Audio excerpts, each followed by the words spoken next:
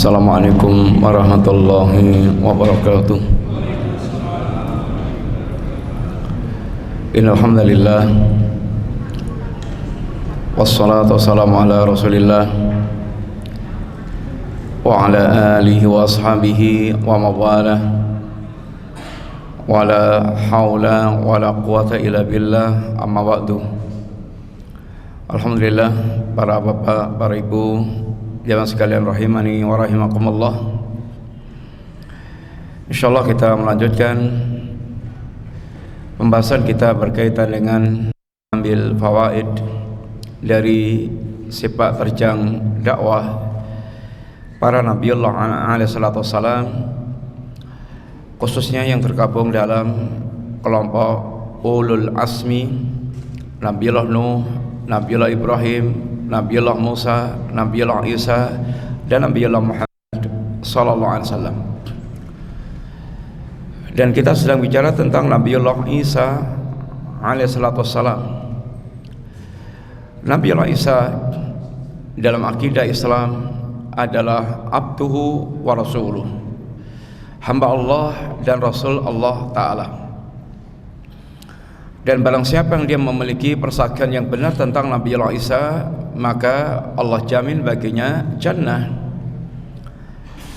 Nabi kita bersabda, man syahida an la ilaha illallah wahdahu la syarikalah wa anna Muhammadan abduhu wa rasuluh wa anna Isa abdullah wa rasuluh wa kalimatuhu alqaha ila Maryam wa ruhum minhu wal jannata haqqun wan nara haqqun adkhalahu Allahu al jannata ala ma kana minal amali.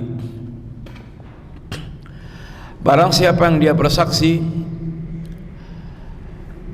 bahwa tidak ada sesembahan yang hak, tidak ada sembahan yang berhak disembah kecuali Allah semata, yang tidak ada sekutu bagi Allah Ta'ala. Ini tauhid, mempersaksikan tentang bahwa sesembahan yang sebenarnya hanya Allah saja. Selain Allah sesemuanya sesembahan yang batil, baik itu malaikat, baik itu nabi, baik itu wali, semuanya sembahan yang batil. Bukan malaikat batil, bukannya nabi batil, nanti salah faham, malaikat batil, nabi batil. Yang batil itu adalah menjadikan malaikat, nabi, wali sebagai sesembahan. Malaikatnya makhluk yang mulia, nabinya makhluk yang mulia, wali makhluk yang mulia, menjadikan mereka sebagai sembahan itu adalah kebatilan. Semua selain Allah adalah makhluk, baik itu malaikat, nabi, wali, dan mereka semuanya berkewajiban beribadah kepada Allah Subhanahu wa Ta'ala. Maka menjadikan selain Allah sebagai sembahan, maka adalah sebuah kebatilan.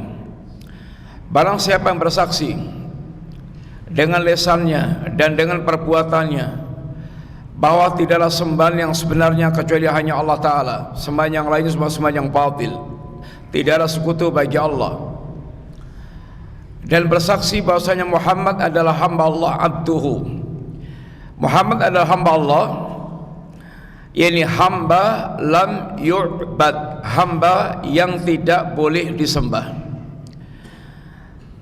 Statusnya beliau setinggi apapun adalah hamba, bukan Rabb, bukan ilah, bukan sesembahan, tapi hamba.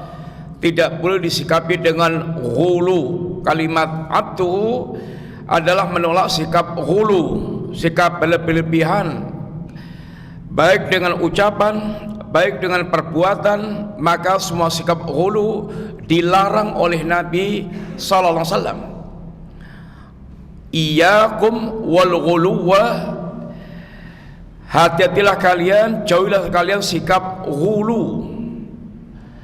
Fa inna ahlaka man kana qablakum al-ghulu fid din, Yang menyebabkan kehancuran umat yang terdahulu adalah sikap ghulu, berlebihan, termasuk berlebihan kepada Rasulullah sallallahu alaihi wasallam. Banyak banget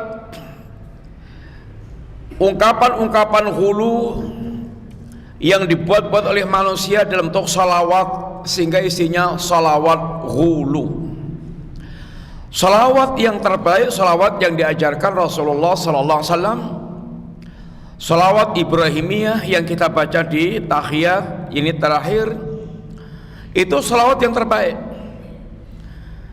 Banyak salawat-salawat gubahan manusia, ini buatan manusia, yang isinya ghulu, sampai pada tingkat kalimat-kalimat yang mengandung kesyirikan. Dan banyak salat-salat yang dibuat-buat dan diberikan keutamaan yang super keterlaluan. Contoh, ada namanya sholawat Fatih. Barang siapa membaca sholat Fatih sekali, itu lebih baik dari khatam Quran 6.000 kali. Gila nggak? Coba. Penjenengan selama hidup 60 tahun umpamanya, sudah berapa ribu kali khatam Quran?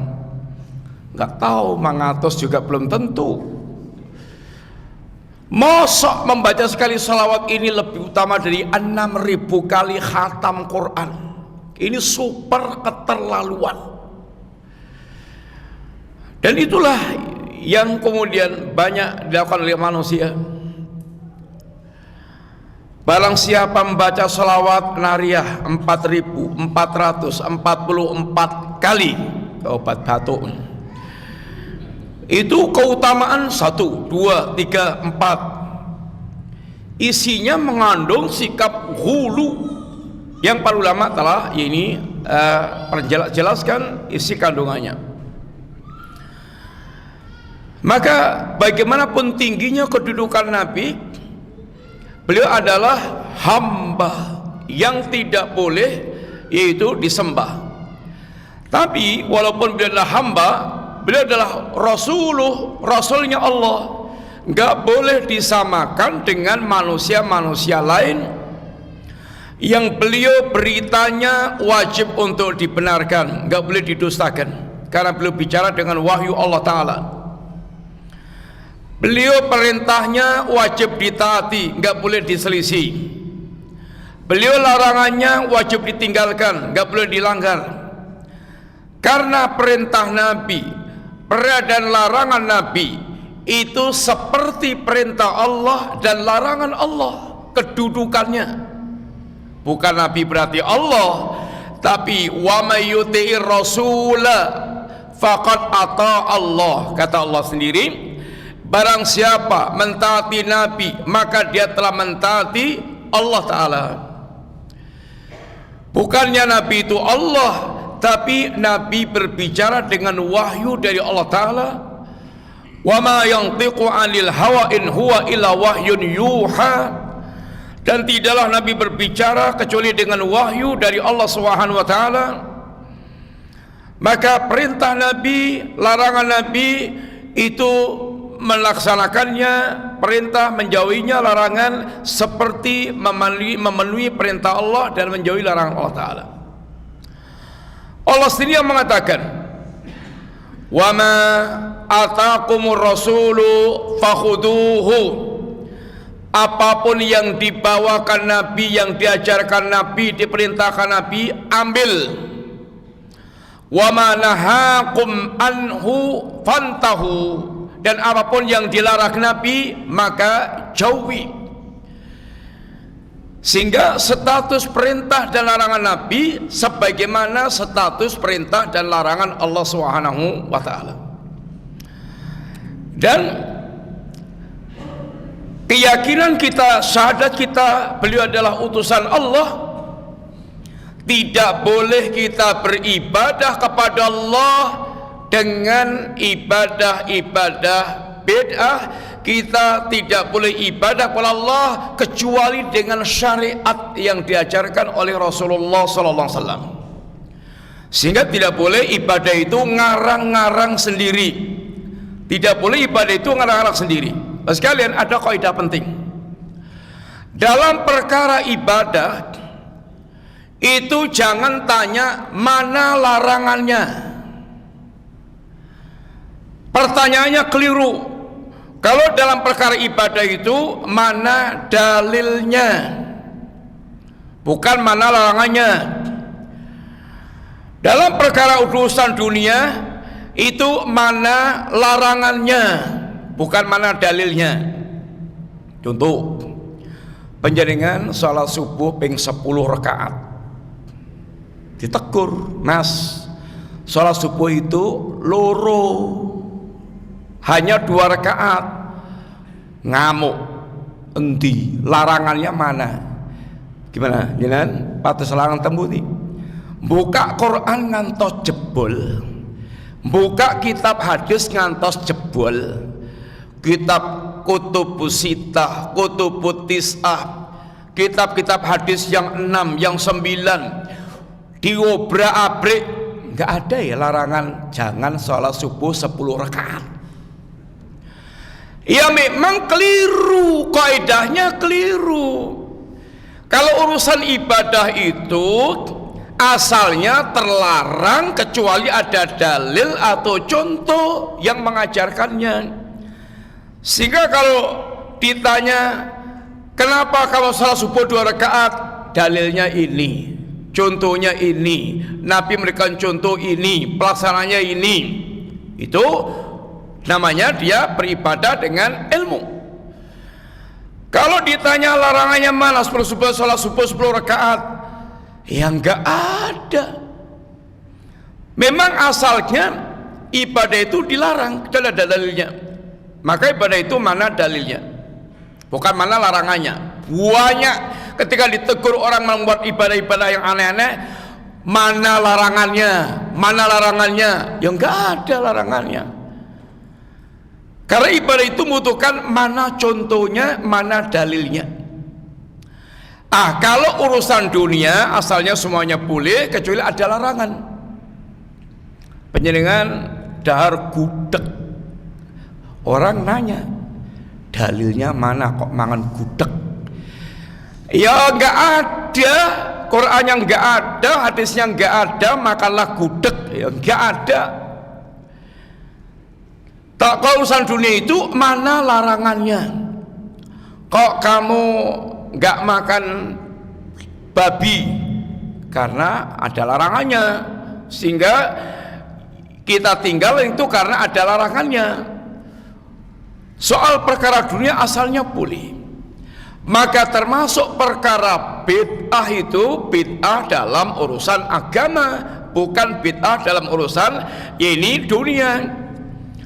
Banyak banget provokator yang kalau sudah membangkitkan kebencian kepada orang yang mereka mengingatkan tentang bid'ah itu dibuat contohnya perkara-perkara dunia, sehingga punya kesan orang yang bicara bid'ah ini akalnya jongkok, akalnya jendel, nggak punya otak, wawasannya sempit, nggak bisa diajak maju.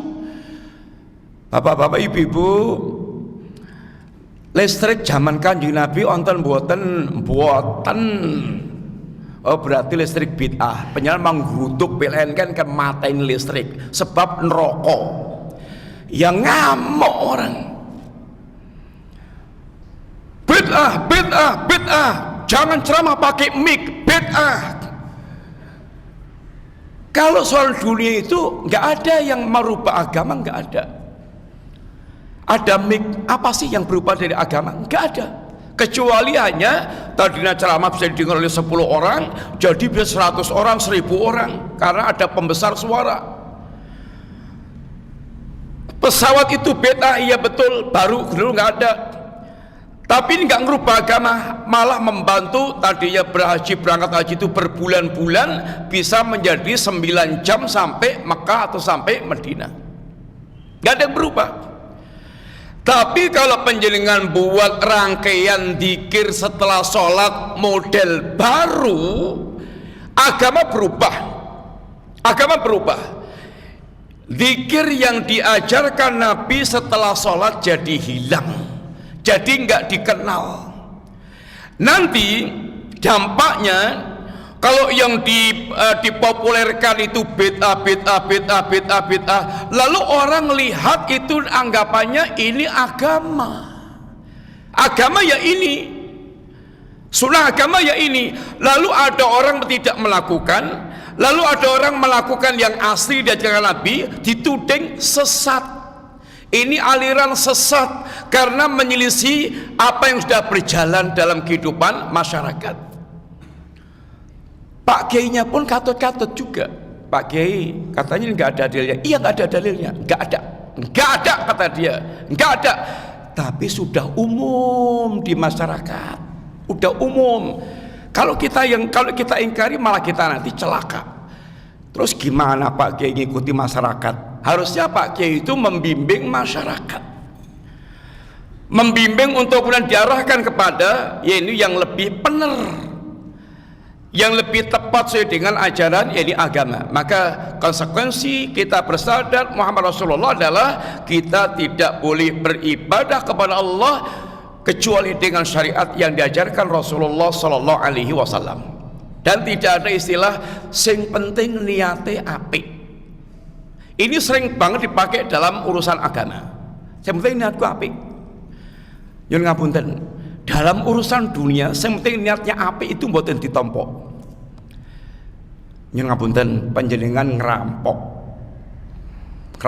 nggarong 1 miliar dikeproki mboten? Keproki orang, nek konangan keproki tiang. Oh, jangan dikeproki. Saya ngerampok itu untuk membangun masjid. Gimana? Keproki mboten? Tetap keproki. Tidak boleh niat yang baik, sekedar niat yang baik kemudian menghalalkan segala cara, membolehkan segala amalan. Niat yang baik harus diwujudkan dengan cara yang baik. Tidak boleh guna asal-asalan dia, yang penting niatnya baik. Sebagaimana ketika Ibnu Mas'ud mengingkari orang-orang yang mereka melakukan hal-hal yang baru dalam agama. Kata Ibnu Mas'ud, kalian ini celaka wahai umat Muhammad. Kalian ini apa? Ini itu loh, lihat para sahabat Nabi itu loh, masih keliaran, pakaiannya belum usang, cangkirnya belum pecah. La'allakum ala millatin ahda min millati Muhammad. Apa memangnya kalian itu merasa lebih lurus, agamanya lebih lurus, lebih bagus dibandingkan dengan agama Muhammad? Sekalian, kalau kita yakin seyakin-yakinnya yang diajarkan Rasulullah itu yang terbaik, kita tidak akan pindah kemana-mana. Kita pasti akan mengambil yang diajarkan Nabi karena ini yang terbaik. Tapi kalau kita menganggap yang diajarkan Nabi itu nggak memuaskan, nggak marem, nggak jadem, kita akan asyik dengan buatan kita sendiri. Wah, ini yang lebih pas itu ini lebih bijak, lebih soft, lebih marem, lebih jadem, sehingga agamanya marem-mareman. Bukan lagi sesuai dengan tuntunan atau enggak, tapi marem-mareman. Dan banyak orang yang mereka beragama marem-mareman atau nyatane itu artinya berdasarkan pengalaman. Nyatane saya ke kubur minta kabul. Gimana? Nyatane. Dasarnya agama nyatane. Nanti saya ngerokok sehari 10 bungkus, nyatane orang mati-mati juga. Gimana? Sehingga akhirnya berdasarkan nyatani atau niatnya. Nggak cukup agama dengan niatnya. Ketika Rasul mengatakan, apakah kalian merasa di atas agama yang lebih lurus dibanding agama Muhammad? Atau kalian memang muftatihu babil dhalalah, pengen jadi pelopor pembuka pintu-pintu kesatan? Apa bantahan mereka? Ya Aba Abdurrahman, ma nuridu ilal khairah. Wahai Aba Abdurrahman, Ibnu Mas'ud, kami tidak mengendaki kecuali kebaikan. Artinya niatku baik kok. Niatku baik. Pas kalian dengar jawaban sahabat Ibnu Mas'ud, kam muridin lil khair lan yusibah. Berapa banyak orang yang menginginkan kebaikan tapi nggak nyampe, yaitu kepada yang diinginkan. Tidak mendapatkan kebaikan karena modalnya hanya niat tok itu nggak bisa mengantarkan kepada tujuan. Niatnya dan caranya dua-duanya harus yaitu benar. Maka diantara kelaziman kita bersyahadat Muhammad Rasulullah, kita tidak boleh beribadah kepada Allah kecuali dengan tuntunan yang diajarkan Rasulullah Sallallahu Alaihi Wasallam. Sehingga para ulama katakan gak ada istilah bid'ah hasanah, gak ada. Semua bid'ah sayyi'ah, semua bid'ah sayyi'ah. Ada pun Imam Syafi'i mengatakan bid'ah hasanah. Beliau yang katakan bid'ah hasanah adalah yang sesuai dengan tuntunan Rasulullah SAW. Yang tidak sesuai adalah sayyi'ah. Sehingga kembalinya kepada apa yang mencocoki Rasulullah Sallallahu Alaihi Wasallam. Kemudian wa anna Isa Abdullah wa Rasuluh, dan sungguhnya Isa adalah hamba Allah dan Rasulnya.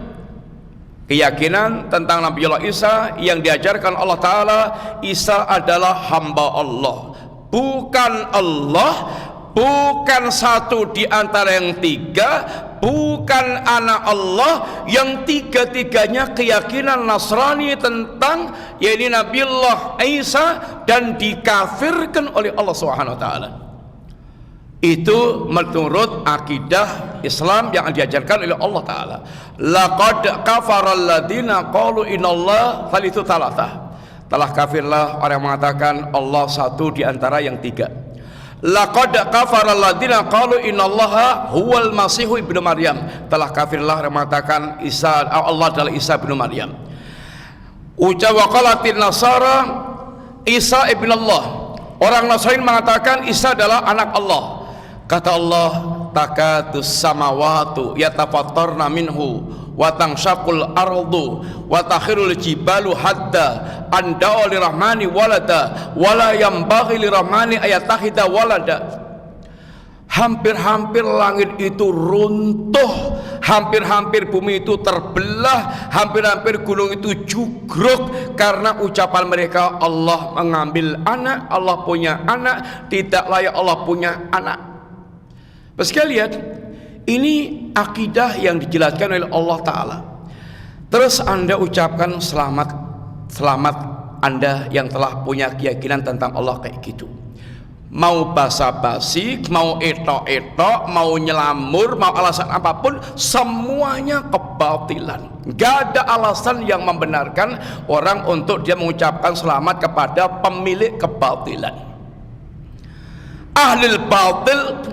Pertanyaannya adalah, Anda yakin nggak mereka punya keyakinan batil? Itu dulu, jujur dijawab dulu. Yakin nggak? Kalau nggak yakin ya sudah, berarti nggak usah lanjut bicaranya lagi. Nggak yakin. Kalau Anda yakin mereka batil, baru kemudian bicara berikutnya, bagaimana Anda mengucapkan kepada ahlul batil selamat? Itu udah, itu aja. Yakin dulu, yakin nggak dia ahlul batil? Kalau yakin ya berarti kita bagaimana mengucapkan selamat kepada ahlul batil. Urusan dunia aja nggak boleh kita mengucapkan selamat kepada orang yang salah, yang membuat celaka dan binasa. Mosok dalam masalah agama, urusannya surga neraka, kemudian mengucapkan selamat kepada ahlul batil. Islam mengajarkan Isa adalah hamba Allah Ta'ala. Maka dikatakan oleh Allah kemarin, kita sebutkan ayatnya, ini keduanya yakulanit ta'am, keduanya makan makanan. Apa sih kaitannya makan makanan dengan keyakinan batin tentang Isa? Isa dan ibunya itu dua-duanya makhluk, dan makan makanan. Artinya makan makanan ya mengalami lapar, ya nanti buang ke belakang, karena itu pasti. Gimana kok Tuhan lapar? Gimana kok Tuhan buang berak ini ke belakang, ke toilet? Gimana? Semuanya adalah menunjukkan tentang kebatilannya mereka meyakini tentang Nabiullah Isa dengan keyakinan batil. Wa rasuluh, dan Isa adalah utusan Allah Ta'ala. Orang yang mereka mengatakan Isa bukan Rasul Allah, maka dia juga kafir, menyelisih apa yang ditegaskan oleh Allah Subhanahu wa Ta'ala. Kok suka senang ngafirkan banget? Bukan kita yang ngafirkan, Allah yang mengkafirkan. Tentang hak untuk mengkafirkan itu adalah Allah dan Rasulnya. Kita tidak boleh mengkafirkan kecuali yang dikafirkan oleh Allah Ta'ala. Kalau kita kemudian Allah mengkafirkan, kita tidak mengkafirkan, berarti ragu dengan pengkafiran Allah, berarti kita menyelisih Allah, kita bisa menjadi berarti kafir dengan Allah Ta'ala. Bahaya, bahaya. Yang digambarkan oleh orang, kalau kita punya keyakinan begini, akidah begini, kemudian kita pegang teguh-teguh, wah nanti jadi radikal, nanti jadi teroris, nanti jadi orang yang kejam, zalim. Kata siapa? Kata siapa? Bersama dengan keyakinan yang benar tentang Allah, tentang Rasulnya, tentang nabi-nabi yang Allah utus, Allah mengajarkan akhlakul karimah. Tidak ada di dunia ini pemilik akhlak yang lebih mulia dibandingkan dengan Nabi dan para sahabatnya dan umatnya yang memegangi ajaran Nabi, yang memerintahkan untuk berakhlak yang mulia.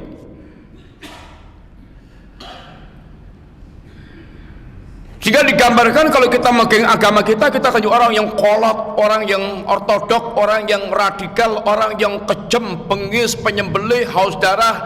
Itu kata iblis, itu kata setan untuk kemudian membuat orang lari dari agama ini. Sejarah telah membuktikan bagaimana Nabi bersama dengan keyakinannya yang sempurna, akidah nggak bisa bergeser seujung rambut pun, walaupun ditawarkan kepadanya dunia dan seisinya. Nabi kita ditawari, Muhammad, kamu pengen apa? Pengen jadi Mekah satu? Pengen jadi orang, pengen jadi konglomeratnya Mekah? Pengen mengambil perempuan yang paling disukai? Disiapkan semua oleh orang Quraisy, disiapkan semuanya. Kalau pengen Mekah satu, diangkat dengan agama aklamasi dan mereka akan taat semuanya. Gak usah pakai pemilu, langsung diangkat, dibaiat oleh mereka. Kalau pengen jadi konglomerat paling sugih sak Mekah, dikumpulkan hartanya Quraisy, dia menjadi orang paling sugih. Tapi syaratnya harus menghentikan dakwah, mendakwahkan kalimat tauhid la ilaha illallah. Apa kata Nabi, kalimat yang terkenal? Law wada'u syamsa fi yamini wal qamara fi shimali ala an atruka hadzal amra la atruku. Seandainya mereka sanggup meletakkan matahari di tangan kananku, bulan di tangan kiriku, dalam rangka supaya aku meninggalkan dakwah kalimat la ilaha illallah, enggak akan aku tinggalkan sampai Allah menyelamatkan, memenangkan aku dengan urusan dakwah ini, atau Allah menghancur binasakan aku dengan urusan dakwah ini. Itu bagaimana teguhnya Nabi dan para sahabat Nabi. Para sahabat Nabi walaupun dihajar, dihina, dilakukan kayak binatang, bahkan dibunuh, kemudian bahkan diusir untuk pergi dari tanah airnya, semuanya dialami para sahabat dalam rangka membela akidah mereka. Mahal, membela akidah itu mahal. Mereka siap untuk mengorbankan apapun demi imannya. Tapi bicara akhlak, tidak ada yang lebih mulia dibandingkan akhlaknya muslimin. Tidak ada yang lebih adil dibandingkan dengan ajaran yang ini, ajaran Islam. orang-orang Yahudi, Nabi pernah mengutus utusannya untuk menarik jizyah dari mereka. Disiapkan reswah sogoan untuk petugasnya ini. Soal suap menyuap itu sudah ada sejak zaman dulu kala, dan Yahudi itu ada jagonya soal suap menyuap. Disiapkan suap untuk petugas ini. Kata petugas utusan Nabi, kalian di mata kami itu lebih hina dari babi-babi dan kera. Orang Yahudi memang abnaul khinzir, abnaul qirdah, anak-anak babi dan kera. Mereka pernah dihukum Allah dengan hukuman babi dan kera. Kuno kiradatan khosirin, jadilah ketek-ketek elek. Bapak sekalian, apa kata utusan Nabi ini? Tapi walaupun kalian di mata kami lebih hina daripada babi dan kera, kami tidak akan zalim kepada kalian. Apa kata mereka? Oh, dengan ini tegaknya langit dan bumi. Artinya muslimin akan menepati sikap keadilannya kepada ini manusia. Omar,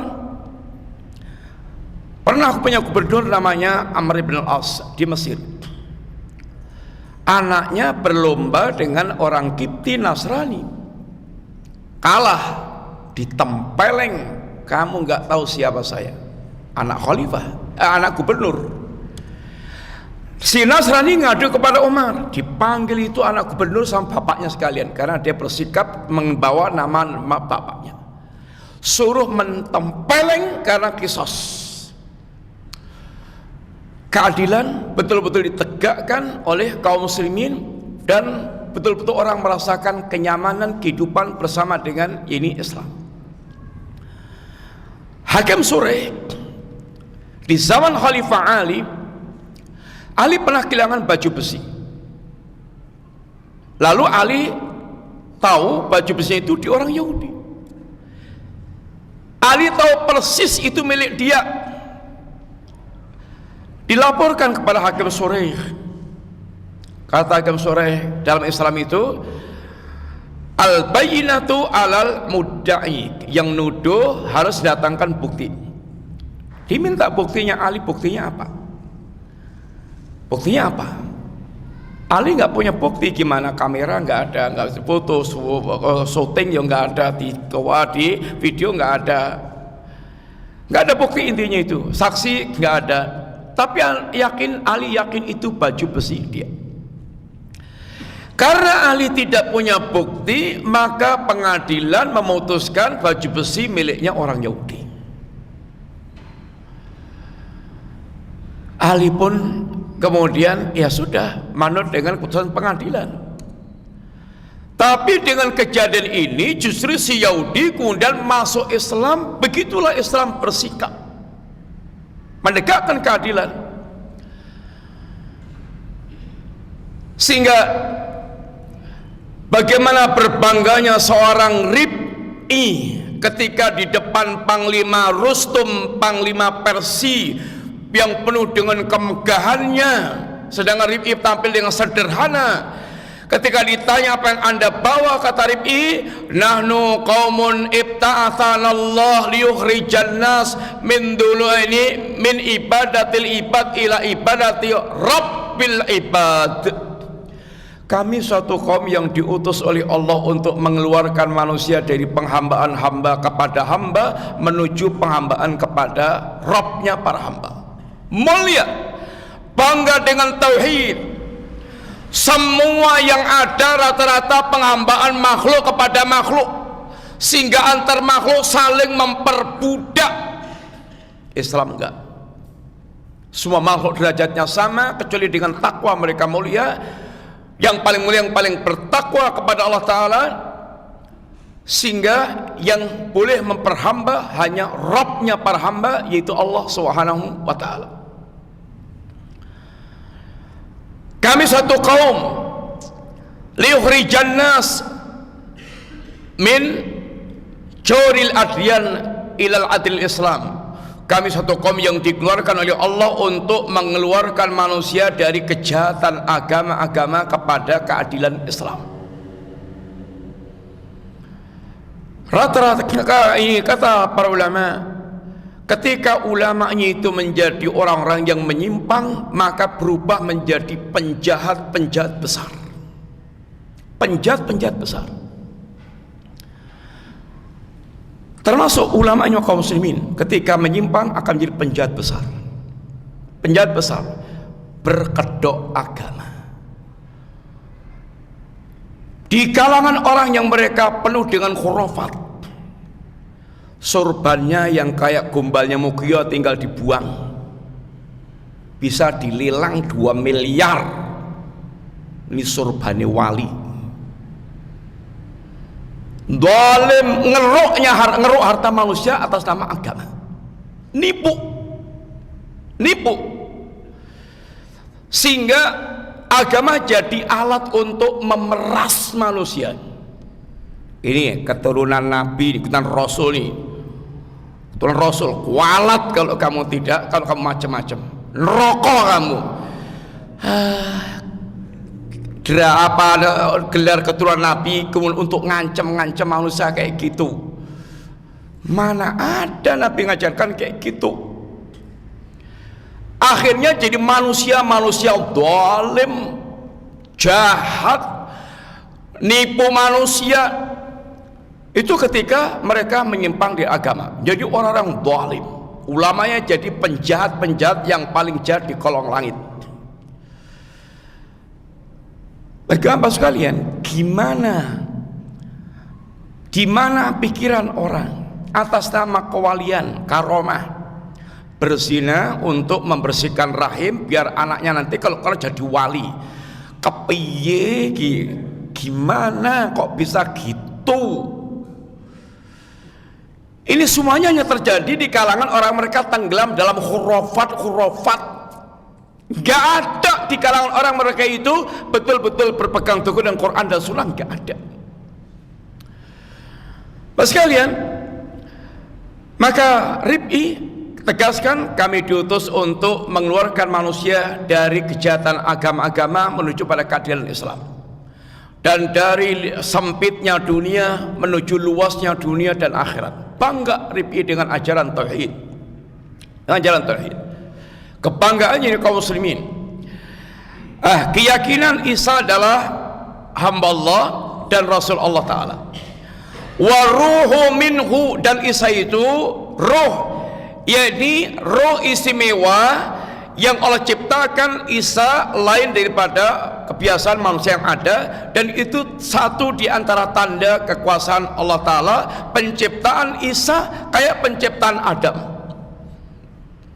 Adam diciptakan tanpa ayah, tanpa ibu. Itulah kekuasaan Allah Ta'ala, dan tidak mengherankan. Hawa diciptakan tanpa ibu, Isa diciptakan tanpa ayah. Itu merupakan bagian tanda kekuasaan Allah Ta'ala. Adapun kita semuanya tercipta dari ayah dan ibu. Kalau ada orang bilang ada yang hamil tanpa ayah, pret, dusta, pasti dusta. Gak ada ceritanya sekarang hamil tanpa yaitu ayah. Antum mau nunggu wahyu dari mana?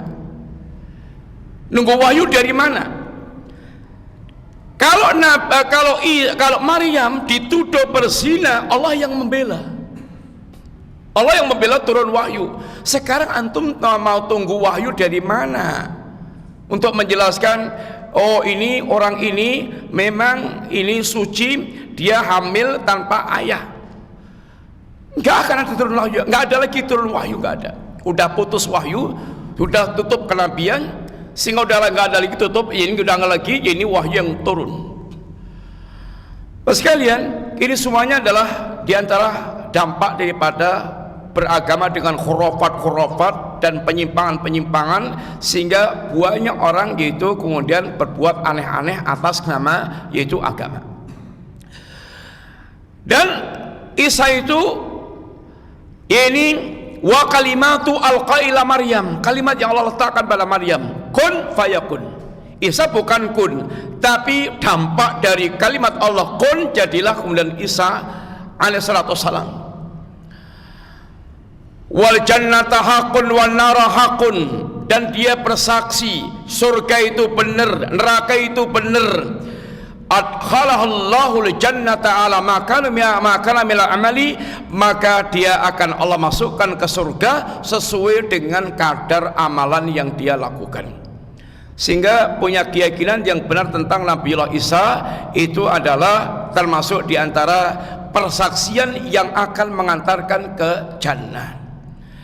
Kemudian Bapak sekalian, dan Allah menerangkan tentang Maryam ibunya Isa yang mengandung tanpa suami, bahwasanya Maryam wanita yang menjaga kemaluannya, bukan imra'atul baghiyah.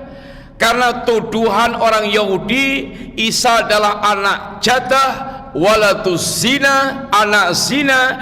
Maryam adalah imra'atul baghiyah, wanita pelacur. Allah yang kemudian membela Maryam, bahkan Maryam wanita ini suci dan sangat menjaga dirinya, dan Maryam adalah wali di antara wali-wali Allah Ta'ala. Wa Maryam binata Imran allati ahsanat farjaha fanakhfahna fihi min ruhina wa sadaqat bi kalimati rabbiha wa kutubihi wa kanat minal qanitin. Maryam wanita yang menjaga kemaluannya, kami yang meniupkan ruh ke dalam rahimnya Maryam. Dan Maryam orang yang membenarkan kitab Allah, dan Maryam orang yang minal qanitin, orang yang sangat, wanita yang sangat taat. Ini pembelaan Allah kepada yaitu Maryam, sehingga Maryam termasuk diantara wali-wali Allah Subhanahu wa Ta'ala. Maka kisah tentang kelahiran Isa dan Maryam ini memberikan pelajaran pada kita yang pertama, bahwa Maryam adalah wali di antara wali-wali Allah Ta'ala. Dan kewalian itu nyun ngapunten, gak bisa diklaim secara pribadi, gak bisa. Awas wali, macam-macam kualat, gak bisa diklaim. Allah melarang, fala tuzakku anfusakum huwa a'lamu bimanittaqa. Jangan kalian memantasya diri kalian sendiri. Allah lebih tahu mana yang orang-orang yang betul-betul bertakwa kepada Allah SWT. Dan kewalian itu nyun ngapunten berkaitan dengan derajat ketakwaan. Ini dulu sekalian kita sampaikan mudah-mudahan bermanfaat. Wassalamualaikum warahmatullahi wabarakatuh.